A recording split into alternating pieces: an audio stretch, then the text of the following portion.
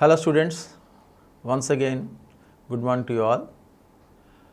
ఇంతవరకు కూడా మనం భారత రాజ్యాంగ ముఖ్య లక్షణాలు the features of Indian constitution చాలా వరకు డిస్కస్ చేసుకున్నాం. ఇప్పుడు మిగిలిపోయినవి కూడా ఈరోజు మనం కంప్లీట్ చేసుకుని తర్వాత వాటిలో వివరాల్లోకి వెళ్దాం. మనం independent bodies in the Indian constitution, for example election commission, అది కూడా చాలా డీటెయిల్గా డిస్కస్ చేసుకున్నాం. అలాగే CAG, controller and auditor general of India, అలాగే UPSC, union public service commission and state public service commission, వీటి గురించి మనం డిస్కస్ చేసుకున్నాము. ఇవి కాన్స్టిట్యూషనల్ బాడీస్ అని, రాజ్యాంగబద్ధమైనటువంటి సంస్థలని, అలాగే ఇవి ఇండిపెండెంట్గా పనిచేస్తాయని, అంటే ఎవరికి లొంగవు, రాజ్యాంగం అటువంటి అవకాశం దానికి ఇచ్చిందనమాట. రాష్ట్రపతి చేత నియమించబడ్డం, అలాగే వాళ్ళకి ఫిక్స్డ్ టెన్యూర్ అంటూ ఉండడం, అలాగే వాళ్ళ ఇచ్చేటువంటి వేతనాలు కూడా ప్రభుత్వ కన్సాలిడేటెడ్ ఫండ్ ఆఫ్ ఇండియా నుంచి ఇవ్వడం, అలాగే వాళ్ళు ఆఫ్టర్ రిటైర్మెంట్ కూడా వాళ్ళు ఎక్కడా కూడా పని చేయకుండా వాళ్ళు ఇండిపెండెంట్గా వాళ్ళ యొక్క లైఫ్ని గడపడం, ఇవన్నీ కూడా వాళ్ళు ఇంపార్షియల్గా వాళ్ళ యొక్క డ్యూటీస్లో ఉంటారని చేర్చడం జరిగింది భారత రాజ్యాంగంలో. ఇప్పుడు దీని తర్వాత మనకి ఎమర్జెన్సీ ప్రావిజన్స్, ఇంకొక ముఖ్యమైనటువంటి అంశం ఏంటంటే భారత రాజ్యాంగంలో విశేషమైన అంశం ఏమిటంటే లక్షణాల్లో ఎమర్జెన్సీ ప్రావిజన్స్ అంటే అత్యవసర పరిస్థితి. అత్యవసర పరిస్థితి అంటే ఏమిటండి అని మీరు అడగచ్చు. అత్యవసర పరిస్థితి ఎప్పుడైనా ఏదైనా ఎలాగైనా రావచ్చు. అది ఒక యుద్ధం ద్వారా రావచ్చు, లేదా ఇంటర్నల్గా భారతదేశంలో వచ్చేటువంటి డిస్టర్బెన్స్ ద్వారా అయినా రావచ్చు, అలాగే ఫైనాన్షియల్గా కూడా రావచ్చు. సో ఈ విధంగా మనకి 3 విధాలుగా భారత రాజ్యాంగంలో వీటిని పొందుపరచడం జరిగింది. మొట్టమొదటి మనం చూద్దాం, నేషనల్ ఎమర్జెన్సీ అన్నారు, అంటే జాతీయ అత్యవసర పరిస్థితి. జాతీయ అత్యవసర పరిస్థితి అన్నది 352వ అధికరణంలో భారత రాజ్యాంగంలో పొందుపరచడం జరిగింది. దీనికి కారణం ఏంటంటే ఏ విధంగా వస్తుంది జాతీయ అత్యవసర పరిస్థితి? వార్, యుద్ధం వచ్చినప్పుడు కానీ, ఎక్స్టర్నల్ అగ్రెషన్, విదేశీయులు మన మీద దాడి చేసినప్పుడు కానీ, అలాగే ఆర్మడ్ రెబిలియన్, అలాగే ఇదంతా కూడా మనకి ఇంటర్నల్ డిస్టర్బెన్సెస్ కింద వస్తాయి. కాబట్టి యుద్ధం కానీ, విదేశీయులు మన మీద దండెత్తడం కానీ వచ్చినప్పుడు మరి దేశం ఎలా ముందుకు వెళ్ళాలి? దానికి ఏంటంటే ఈ అత్యవసర పరిస్థితిని ప్రకటించాలి. అత్యవసర ప్రకటించాలంటే దానికి మనకి రాష్ట్రపతికి ఒకరికే అవకాశం ఉంటుంది. అందుకనే రాష్ట్రపతికి విశేష అధికారం అన్నమాట. ఇది ప్రపంచంలో ఏ రాజ్యాంగంలో అయినటువంటి ఒక విశేష అధికారం. పార్లమెంటరీ డెమోక్రసీలో భారతదేశానికి మాత్రమే, భారత రాష్ట్రపతి మాత్రమే ఇలాగా మనకి 352 ప్రకారం యుద్ధం వచ్చినప్పుడు కానీ, విదేశీ దాడి చేసినప్పుడు కానీ, అలాగే ఆర్మడ్ రెబిలియన్ వచ్చినప్పుడు కానీ మనం అత్యవసర పరిస్థితిని ప్రకటిస్తారు. ఈ అత్యవసర పరిస్థితిని ప్రకటించినప్పుడు భారతదేశం అంతా కూడా ఏకమైపోతుంది, ఒకే రాజ్యం కింద ఉంటుందన్నమాట. అంటే అంతకుముందు మనం ఏం చెప్పుకున్నాం, భారతదేశం యూనిటరీ ఏకకేంద్ర ప్రభుత్వము, అలాగే సమాఖ్య లక్షణాలతో ఉందని చెప్పుకున్నాం. సమాఖ్య లక్షణాల్లో ఉండడం అంటే కేంద్రంలో ఒక ప్రభుత్వము, రాష్ట్రంలో ఒక ప్రభుత్వం ఉంటుంది.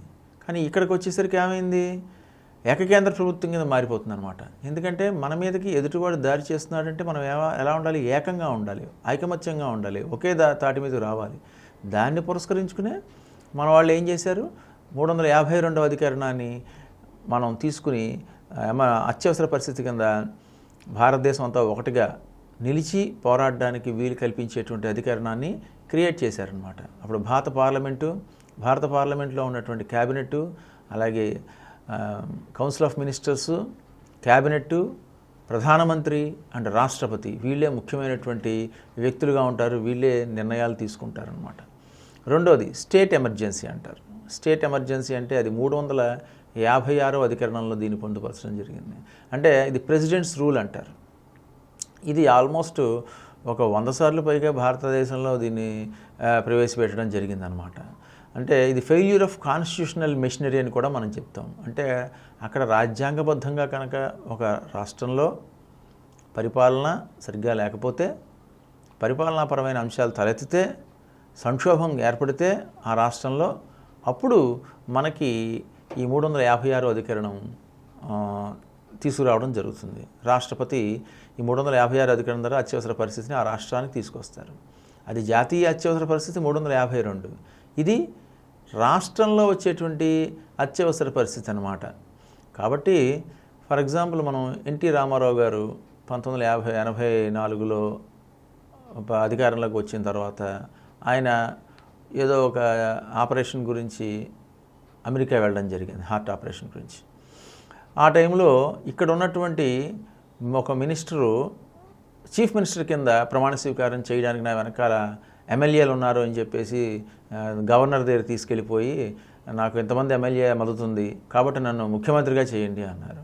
సో వెంటనే ఆ గవర్నర్ ముఖ్యమంత్రి చేసింది. ఇంతమంది మెంబర్ ఆఫ్ లెజిస్లేటివ్ అసెంబ్లీ నీ వెనకాల ఉన్నప్పుడు నువ్వే ముఖ్యమంత్రి అని చెప్పేసి ఆయన ప్రమాణ స్వీకారం చేయించేశారు. తర్వాత ఎన్టీ రామారావు గారు మళ్ళీ అక్కడి నుంచి తిరిగి వచ్చిన తర్వాత వెంటనే దాన్ని ఆయన క్వశ్చన్ చేయడం మొదలుపెట్టారు. ఏంటి అలా జరుగుతుంది, అది నేను ఉండగా నేను ఓన్లీ దీని గురించే వెళ్ళాను, మన హార్ట్ ఆపరేషన్ చేయించుకుందుకు అమెరికా వెళ్ళాను, ఆరోగ్య పరిస్థితి రీత్యా వెళ్ళాను తప్ప అని చెప్పగానే తర్వాత అదే రాష్ట్రంలో మళ్ళీ సంక్షోభం కింద మారింది. అంటే చూడండి, రాష్ట్రంలో సంక్షోభాలు ఎలా వస్తాయి అంటే ఆ పొలిటికల్ పార్టీలు, ఆ రీజనల్ పార్టీలు కానీ, ఆ రీజనల్ పార్టీల్లో ఒకరికి పడక కానీ, అలాగే ఒకే పార్టీలో ఒకళ్ళని కాదని ఇంకొకళ్ళు కానీ ముఖ్యమంత్రులు గాను, అలాగే ఇతర కేంద్రంతో కేంద్రంలో ఒక పార్టీ, రాష్ట్రంలో ఒక పార్టీ ఉండి ఆ సమయాల్లో కానీ ఇటువంటి వచ్చి ఆ రాష్ట్ర ప్రభుత్వాలను రద్దు చేయడం, దాన్నేమో ఆసరాగా తీసుకుని కేంద్ర ప్రభుత్వం గవర్నర్కి చెప్పి ఆ గవర్నర్ ద్వారా ఆ ప్రభుత్వాలను రద్దు చేయడం జరుగుతుంది. సో దాంట్లో ఏమైంది, మనకి రాష్ట్రంలో సంక్షోభం ఏర్పడుతుంది, రాజకీయ సంక్షోభం ఏర్పడుతుంది, అలాగే రాజ్యాంగ సంక్షోభం ఏర్పడుతుంది. ఎందుకంటే ప్రజల చేత ఎన్నుకోబడినటువంటి ప్రజాప్రభుత్వం ఎప్పుడూ కూడా సవ్యంగా ఉండాలి, ప్రజాపాలనతో ఉండాలి. అంతేకాని ఈ రాజకీయ పార్టీలు కేంద్రంలో ఒక పార్టీ, రాష్ట్రంలో ఒక పార్టీ, ఈ పార్టీకి ఆ పార్టీకి పడగా, అంటే అప్పట్లో మనకి కాంగ్రెస్ పార్టీ ఏమో అధికారంలో ఉండేది, ఇక్కడేమో ఇతర రాష్ట్రాల్లో చాలా రాష్ట్రాల్లో రీజనల్ పార్టీస్ ఉండేవి అనమాట. డిఎంకే అని తమిళనాడులో, తెలుగుదేశం పార్టీ 82లో మన ఎన్టీ రామారావు గారు ప్రారంభించి 83లో 84లో ఆయన పరిపాలనలోకి రావడం 9 నెలల్లోనే. అలాగే చాలా సౌత్లో, కేరళలో లెఫ్ట్ పార్టీలు, అలాగే బెంగాల్లో లెఫ్ట్ పార్టీలు, అలాగే మనకి మిగతా ఒరిస్సాలోను, మధ్యప్రదేశ్లోను ఈ రీజనల్ పార్టీస్ ఎప్పుడైతే వాటి గ్రోత్ ఉందో ఆటోమేటిక్గా ఈ రీజనల్ పార్టీస్కి అలాగే సెంట్రల్ పార్టీస్కి మధ్యన ఈ టజల్ వచ్చి, ఈ టజల్తో మనకేమవుతుందంటే ఈ రాజ్యాంగ సంక్షోభాలు ఏర్పడడంతో మనకి ఈ విధమైనటువంటి 356 అధికరణాన్ని ప్రయోగించడం జరుగుతుంది. అది దానికి ముఖ్యమైనటువంటి పర్సన్ ఎవరు అంటే గవర్నర్. సో గవర్నర్ చెప్తే ఆ రాష్ట్రంలో బాగోలేదు పరిస్థితులు అని నివేదిక అందజేస్తే కేంద్రానికి, కేంద్రం వెంటనే ఆ రాష్ట్ర ప్రభుత్వాన్ని రద్దు చేస్తుంది. సో ఆ విధంగా గవర్నరు యొక్క పీఠం కూడా చాలా కాంట్రవర్సీ అయింది. Role of governor is a controversial thing. ఇది ఆల్మోస్ట్ 2014 బీజేపీ ప్రభుత్వం వచ్చేంతవరకు కూడా అలాగే ఉంది. తర్వాత కూడా చాలా తక్కువ సంఘటనలు జరిగాయి. కానీ ఇది మాత్రం ఈ గవర్నర్ గురించి ఇప్పటికీ కూడా చర్చలు జరుగుతూనే ఉన్నాయి. Governor role in the Indian administration or Indian political system అన్నది. కాబట్టి గవర్నర్, ఎందుకంటే గవర్నర్ ఎక్కడా కూడా ఎన్నిక కాబడ్డు. భారత రాజ్యాంగంలో గవర్నర్ అన్నవాడు కేంద్రం చేత నియమించబడతాడు. కేంద్రం ఎవరు, ఏ పార్టీ ఉంటే ఆ పార్టీ యొక్క అభ్యర్థులు, లేకపోతే వాళ్ళలో ఉన్నటువంటి వాళ్ళు, అదే వయసు మళ్ళిన వాళ్ళు, లేకపోతే వాళ్ళ పార్టీకి పనిచేసిన వాళ్ళు మాత్రమే వాళ్ళు గవర్నర్స్గా వేయడం. దాంతో ఆ గవర్నరు తనకి నచ్చినట్టుగా, కేంద్ర ప్రభుత్వానికి నచ్చినట్టుగా వ్యవహరించడంతో ఈ కాంట్రవర్సీ ఇప్పటికీ కూడా నలుగుతూనే ఉంది. కానీ చాలా శాతం తగ్గిపోయింది. మీకు 70లు, 60లు, 70లు, 80ల్లో కాంగ్రెస్ పార్టీ ఈ ఇతర రీజనల్లో ఉన్నటువంటి రాష్ట్ర ప్రభుత్వాలను రద్దు చేయడం, అలాగే జనతా పార్టీ వచ్చి కాంగ్రెస్ ప్రభుత్వం ఉన్నటువంటి రాష్ట్రాల్లో ఉన్నటువంటి ప్రభుత్వాలను రద్దు చేయడం, ఈ విధంగా రెండూ కూడా ఏదో దోబూచులు ఆడుకున్నట్టుగా వాళ్ళు కాసేపు వీళ్ళు కాసేపు పరిపాలన ఉండి ఈ ప్రభుత్వాన్ని రద్దు చేయడంతో దీని మీద విపరీతమైనటువంటి డిస్కషన్ జరిగి మొత్తానికి ఈ 2014 తర్వాత ఈ రాష్ట్ర ప్రభుత్వాలు లో ఉన్నటువంటి నియమించబడినటువంటి గవర్నర్లు కూడా కొంచెం విజ్ఞతతో మెలగడంతో కొద్దిగా ఈ కాంట్రవర్సీ తగ్గిందని చెప్పాలి. పూర్తిగా పోయిందని చెప్పడానికి లేదు, కానీ తగ్గింది, బాగా తగ్గింది. సో ఇంకా ఫైనాన్షియల్ ఎమర్జెన్సీ ఇది మూడోది. ఇది 360 అంటే 360 అధికరణం ద్వారా మనం ఫైనాన్షియల్ ఎమర్జెన్సీని ప్రకటించవచ్చు. ఫైనాన్షియల్ ఎమర్జెన్సీ అంటే ఏంటి? విత్తపరమైనటువంటి ఆర్థికపరమైనటువంటి అత్యవసర పరిస్థితి. అంటే ఒక స్టేట్ కానీ, అంటే ఒక రాష్ట్రం కానీ, అలాగే కేంద్రంలో కానీ మనకి ఏదైనా ఈ ఆర్థికపరమైన అంశాలు చేయి దాటిపోతుంటే, అలాగే ఫైనాన్షియల్గా బ్యాంక్రప్ట్స్కి, అంటే ఫర్ ఎగ్జాంపుల్ చాలా స్టేట్లు ఇప్పుడు వాటికి ₹1,00,000 అప్పు తీసుకునే అవకాశం ఉంటే 2 లక్షలు 3 లక్షలు లక్షల కోట్ల రూపాయల అప్పులు తీసుకోవడంతో, ఫర్ ఎగ్జాంపుల్ ఆంధ్రప్రదేశ్ మనకు ఉదాహరణగా తీసుకోవచ్చు. ఆంధ్రప్రదేశే కాదు, పక్కన ఉన్నటువంటి మనకి కర్ణాటక కానీ, ఇటు పక్కన మన మద్రాస్ కానీ, చెన్నై కానీ, ఇలాగా కొన్ని రాష్ట్రాలు అప్పులు కుప్పలు తెప్పలుగా చేయడం కూడా ఇది ఆర్థిక అత్యవసర పరిస్థితికి దారితీసే పరిణామం ప్రస్తుతం మనం చూస్తున్నాం అన్నమాట. ఎప్పుడైతే మన ఆస్తుల కంటే అప్పులు పెరిగాయో ఆటోమేటిక్గా అప్పులు 1% పెరిగితే 2% పెరిగితే బాగును సరిపోతుంది, కానీ 50%, 100% పెంచేసుకుని ఆ అప్పులు కట్టలేక ప్రభుత్వాలు ఆ అప్పుల ఊబిలో కూరుకుపోతున్నాయి. ఇది కేంద్ర ప్రభుత్వానికి కూడా వర్తిస్తుంది. సో అటువంటి పరిస్థితి ఏర్పడినప్పుడు మనకి 360 అధికరణం ద్వారా మనం ఏం చేస్తామంటే, ఫైనాన్షియల్ థ్రెట్ వచ్చినప్పుడు, స్టెబిలిటీ లేనప్పుడు, క్రెడిట్ ఆఫ్ ఇండియా కానీ, credit of the particular state is in డేంజర్లో ఉన్నప్పుడు కానీ మనకి ఆటోమేటిక్గా ఫైనాన్షియల్ ఎమర్జెన్సీని ప్రకటిస్తారనమాట. సో ఈ విధంగా మనకి 3 ఎమర్జెన్సీ ప్రొవిజన్స్ భారత రాజ్యాంగంలో ఉన్నాయి. ఈ 3 కూడా భారత రాష్ట్రపతి చేతిలో ఉంటాయి. ఆయన నమ్మినప్పుడే, ఆయన దానికి సరిగ్గా సమయం ఉంది అనుకున్నప్పుడే ఆయన ఏం చేస్తాడు, నేషనల్ ఎమర్జెన్సీ కానీ, స్టేట్ ఎమర్జెన్సీ కానీ, ఫైనాన్షియల్ ఎమర్జెన్సీని కానీ ప్రకటిస్తాడు. కాబట్టి ఈ ఆర్టికల్స్ బాగా మనం గుర్తుపెట్టుకోవాలి. 352 జాతీయ అత్యవసర పరిస్థితి, 356 రాష్ట్ర అత్యవసర పరిస్థితి, అలాగే రాష్ట్రపతి పాలన, మూడోది ఫైనాన్షియల్ ఎమర్జెన్సీ 360 అధికరణం, అది ఆర్థిక అత్యవసర పరిస్థితి. కాబట్టి ఇవన్నీ కూడా ఎందుకు భారత రాజ్యాంగంలో పొందుపరిచారు అంటే, ఇది ఫెడరల్ సిస్టమ్. నేను చెప్పాను కదా మొట్టమొదటే, సమాఖ్య వ్యవస్థలో మనకి ఇవన్నీ ఉండాలన్నమాట. సమాఖ్య వ్యవస్థలో ఇటు యూనిటరీ ఫీచర్స్ ఉండాలి, నార్మల్ టైమ్స్లో యూనిటరీగా ఫెడరల్గా ఉంటుంది, అలాగే ఎక్స్ట్రాడినరీ టైమ్స్లో ఎమర్జెన్సీ వచ్చినప్పుడు యూనిటరీగా మారిపోతుంది, అంటే ఏకకేంద్ర ప్రభుత్వం అయిపోతుంది. కాబట్టి ఈ రెండు కూడా మనకి చాలా ముఖ్యమైనటువంటి అంశాలు అన్నమాట. అందుకని ఎమర్జెన్సీ ప్రొవిజన్స్ మనం విస్మరించకూడదు. ఇది మనందరం తెలుసుకోవాల్సినటువంటి ముఖ్యమైనటువంటి భాగం. ఇంకా ఇంకొక భారత రాజ్యాంగంలో ముఖ్య లక్షణాల్లో ఇంకొక విశేషం ఏంటంటే, 3 టైర్ గవర్నమెంట్ స్ట్రక్చర్ ఉంది. 3 టైర్ అంటే ఏమిటని మీరు అడగచ్చు. ఫర్ ఎగ్జాంపుల్ మనకి కేంద్ర ప్రభుత్వం ఎక్కడుంది? ఢిల్లీలో ఉంటుంది. అది మనందరం కూడా పార్లమెంట్ ఎలక్షన్స్లో ఓటు వేసి గెలిపించి పార్లమెంట్లో ఒక పార్టీకి పట్టం కడతాము, ఆ పార్టీ మనని పరిపాలిస్తూ ఉంటుంది. ఎక్కడ? కేంద్రంలో. అది ఏం చేస్తుంది? అది కేంద్ర వ్యవస్థను మాత్రమే చూస్తుంది. ఇంకా రాష్ట్ర ప్రభుత్వం ఒకటి ఉంది. రాష్ట్ర ప్రభుత్వం అంటే ఏంటి? రాష్ట్రాల్లో ఉన్నటువంటి, ఇది కూడా ఫెడరల్ సమాఖ్య వ్యవస్థలో భాగమే, రాష్ట్రాల్లో ఉన్నటువంటి అంశాలని ఇది చూసుకుంటూ వెళ్తుందన్నమాట. అంటే కేంద్రం రాష్ట్రం తలదూర్చదు, అలాగే రాష్ట్రం కేంద్ర పరిపాలనలో ఉన్నటువంటి వాటిలో తలదూర్చదు. కేంద్రానికి రాష్ట్రానికి కూడా మన వాళ్ళు చాలా చక్కనటువంటి వారధి కట్టారు. భారత రాజ్యాంగంలో ఉన్న ముఖ్యమైన అంశం అన్నమాట. ఇంకా మనం మూడోది ఏంటి? 3 టైర్ అన్నారు కదా అని మీరు అడగచ్చు. మూడోది ఏంటంటే స్థానిక ప్రభుత్వాలు. సో కేంద్ర ప్రభుత్వము, రాష్ట్ర ప్రభుత్వము, మూడోది స్థానిక ప్రభుత్వం. స్థానిక అంటే లోకల్.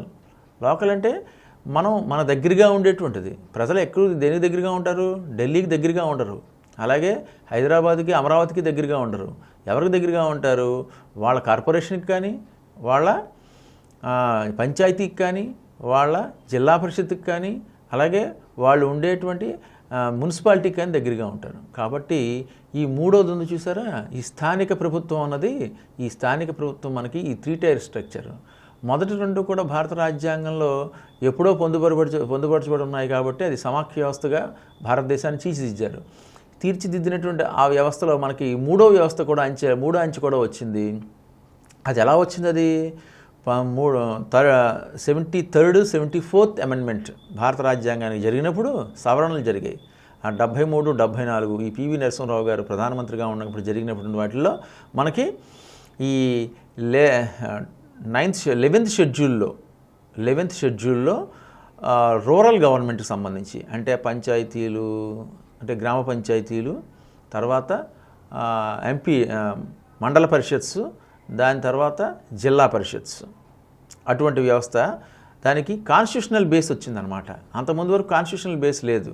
అంటే ఎవరు క్వశ్చన్ చేసే అధికారం లేదు. ఆ రాష్ట్ర ప్రభుత్వాలు పెడితే స్థానిక ప్రభుత్వాలని ఎన్నికలు పెడతాయి, లేకపోతే లేదు. ఇప్పుడు అలా కాకుండా స్థానిక ప్రభుత్వాలకి ఎన్నికలు పెట్టాలి. స్థానిక ప్రభుత్వాలు కూడా రాజ్యాంగంలో భాగం కాబట్టి దాన్ని సవ్యంగా చూసుకోకపోతే ఈ రాష్ట్ర ప్రభుత్వాన్ని కూడా కేంద్ర ప్రభుత్వాన్ని కూడా ఎవరు క్వశ్చన్ చేస్తారు? ప్రజల క్వశ్చన్ చేయొచ్చు. ఆ ప్రజల ద్వారా మనం కోర్టుకు వెళ్ళి కోర్టు ద్వారా కూడా మనం దాన్ని ఆన్సర్ తీసుకోవచ్చు అనమాట. అందుకని కాన్స్టిట్యూషనల్ బేస్ అంటూ ఒకటి వస్తే అప్పుడు స్థానిక ప్రభుత్వాలకి బలమైనటువంటి పునాది పడుతుంది. సో అలాగే 74th అమెండ్మెంట్ యాక్ట్, ఇది అర్బన్ లోకల్ గవర్నమెంట్. అదేమో rural local government 73rd amendment act. ఇది 74th ఏమో అర్బన్ లోకల్ గవర్నమెంట్, అంటే పట్టణ స్థానిక ప్రభుత్వం. అది గ్రామీణ స్థానిక ప్రభుత్వం. సో పట్టణ స్థానిక ప్రభుత్వం కాబట్టి అది కూడా షెడ్యూల్ 12లో పట్టణ స్థానిక ప్రభుత్వాన్ని పొందుపరిచారు, షెడ్యూల్ 11లో గ్రామీణ స్థానిక ప్రభుత్వాలని పొందుపరిచారు. కాబట్టి ఈ పట్టణ స్థానిక ప్రభుత్వాల్లో ఏముంటాయి? కార్పొరేషన్స్ ఉంటాయి. కార్పొరేషన్స్ తర్వాత మనకి మున్సిపాలిటీస్ ఉంటాయి. మున్సిపాలిటీస్ నగర పంచాయతీలు ఉంటాయి. సో ఇది మున్సిపాలిటీలో మళ్ళీ గ్రేడ్లు ఉంటాయి. Grade 1, grade 2, grade 3, grade 4. So ఈ విధంగా మనకి దానికి కొన్ని అధికారాలు కూడా ఇవ్వడం జరిగింది. 28 అధికారాలు ఇచ్చారనమాట. ఈ 28 అధికారాలు కూడా ఆ యొక్క స్థానిక ప్రభుత్వాలు దగ్గరుండి వాటికి చలాయించేటువంటి అధికారాన్ని కలగజేయడం భారత రాజ్యాంగంలో పొందుపరచడం జరిగింది. కాబట్టి ఈ రెండు కూడా మనకి ఈ 3-tier structure of the government కూడా మనకి చాలా ఇంపార్టెంట్ ఫీచర్ అనమాట. సో దీంతో మనకి స్థానిక ఫీచర్స్ ఆఫ్ ఇండియన్ కాన్స్టిట్యూషన్లో చాలా భాగాలు మనం కవర్ చేసాము. ఇంకా వీటిల్లో కొన్ని వాటిని మాత్రం కూలంకషంగా డిస్కస్ చేయడానికి మనం నెక్స్ట్ క్లాస్ నుంచి ఒక్కొక్కటి తీసుకొని, అంటే ఫండమెంటల్ రైట్స్, అలాగే ప్రియాంబుల్ ఆఫ్ ద కాన్స్టిట్యూషను, అలాగే directive principle of state policy, అలాగే ఫండమెంటల్ రైట్స్, ఫండమెంటల్ డ్యూటీస్ కూడా. సో ఈ విధంగా మనం ఒక్కొక్కటి డిస్కస్ చేసుకుందాం వెళ్దాం. ధన్యవాదాలు. ప్లీజ్.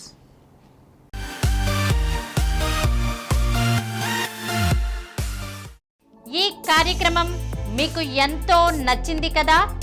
ఇటువంటి మరిన్ని వీడియోల కోసం అనతి కాలంలోనే 20 కోట్ల వ్యూస్ సాధించిన డాక్టర్ సమరం మల్టీ ఛానల్ నెట్వర్క్ సమర్పించు గోరా భవిత ఛానల్కు సబ్స్క్రైబ్ చేయండి, లైక్ చేయండి, మీ ఫ్రెండ్స్కి షేర్ చేయండి. అలాగే ప్రక్కనున్న గంట సింబల్ని ప్రెస్ చేయడం మర్చిపోకండి. Please download Samaram multi-channel app and watch your favorite channels from your mobile. App available on Google Play Store and subscribe to the channels.